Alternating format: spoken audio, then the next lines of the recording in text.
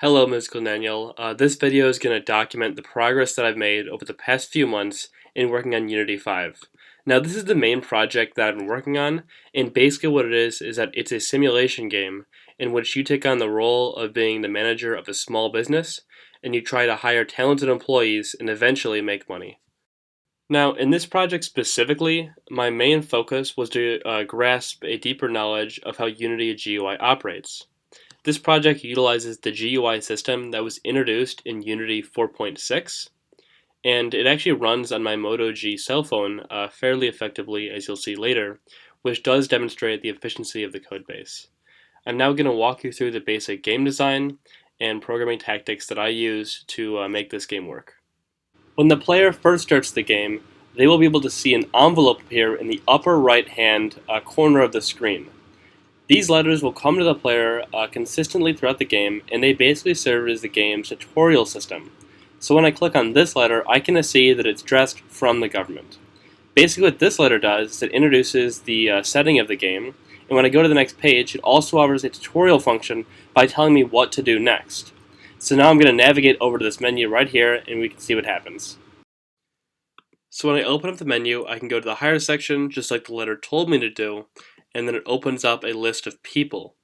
Now basically what we see here is that the game is smart enough to recognize when you open up the menu for the first time, and it generates a series of people that all have unique characteristics that are procedurally assigned to them. So all of these names, it's basically a random combination of first and last names, and they all have a unique image associated with them. So when I click on, let's say, Molly DeParia's, I want to learn more about her, it'll basically tell me the type of employee that she is, her age, the job that she currently holds, how outgoing they are, and how many friends this person has, so I can get a sense of what type of worker they are. Even though this person has no work experience, I'm just going to select them for the purposes of this video. So I click select them, and now I can see, if I go here, I can see that Molly DeParia is in my selected employee, and if I want to get more information about her, I just click on this, and I can get all that information that I just had. I can also choose to hire them or to give up on them. I don't want to do either of those things, so I'll just back on out. Now, we also have 4 stats that are right here, and this basically tells you a little bit more about the employee as you begin to train them. So we can see how artistic they are, how emotional they are, the research capabilities, and how angry they are. So you don't want this stat to go too high, but you do want these stats to go higher to make them a more well-rounded employee. In my code right now, all of the employee names, faces, and information is saved through Unity's player prefs data structure. Now basically what this means is that when the user closes the app and then reopens it, all of their employee data will still be there. However, for the purpose of debugging, I've commented this code out. It still exists within my code, it's just not active so that I can debug and test it a little bit more. Okay, so let's say I've hired an employee, let's say I hire Sammy here, and now I want to train him. I can train them in various disciplines, including art, science, and health. So basically what you can see from this is that this is the way to make these stats increase. Right now, the pictures don't change, but I have the code in place to make these pictures change. This function is only active when you've selected an employee that you're considering hiring. This is the other project that I've spent a lot of my time working on while I was learning Unity, and it's a platforming game. Now, the other project that I just showed you, there's a lot more to it, but I don't feel like I can cover it in this video because of how long it would go on for, so I'll just cover that in the written report. Now, this project is basically a platforming game in which the player navigates through a series of levels, and they take this little flying dude while trying not to get him killed.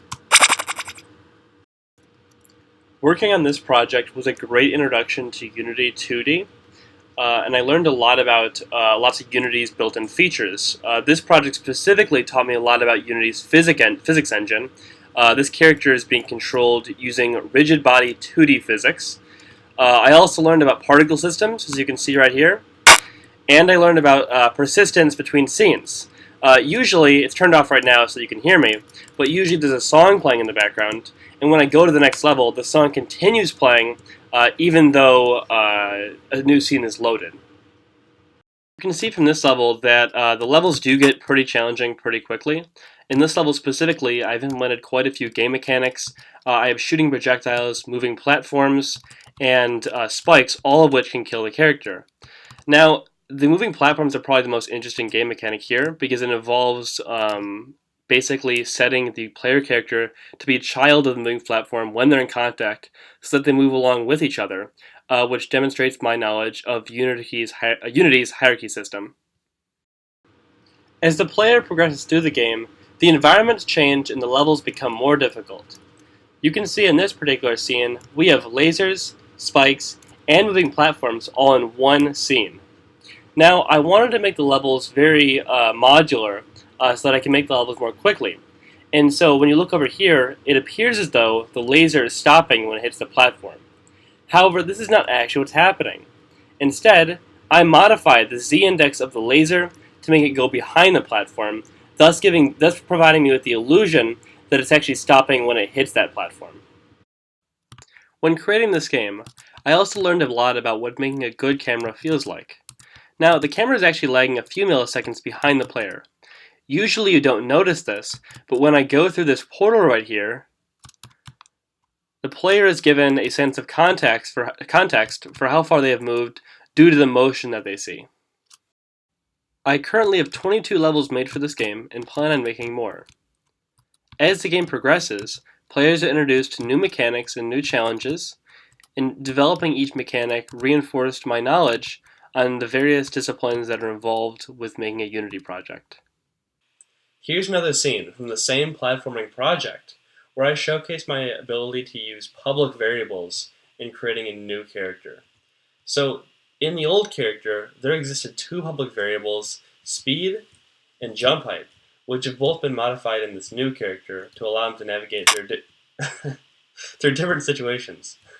So I can jump through these lasers, for example, like the other guy wouldn't be able to, because I can move much faster. This is another project that I worked on while I was learning how to use Unity 5. This project is interesting because it demonstrates my knowledge on how to utilize Unity assets that are available for download in the Unity Asset Store. Now, this project utilizes the Shadows 2D asset, and basically the premise behind this game is that the player collects coins while the shadows are used as a stylistic effect while playing the game. I did not get extremely far while making this project, but that is only because I didn't give it a lot of my time. I was just doing it to prove to myself that I could utilize a Unity asset if I wanted to. The rest of my projects did not use such assets. This is another project that I worked on while learning how to use Unity.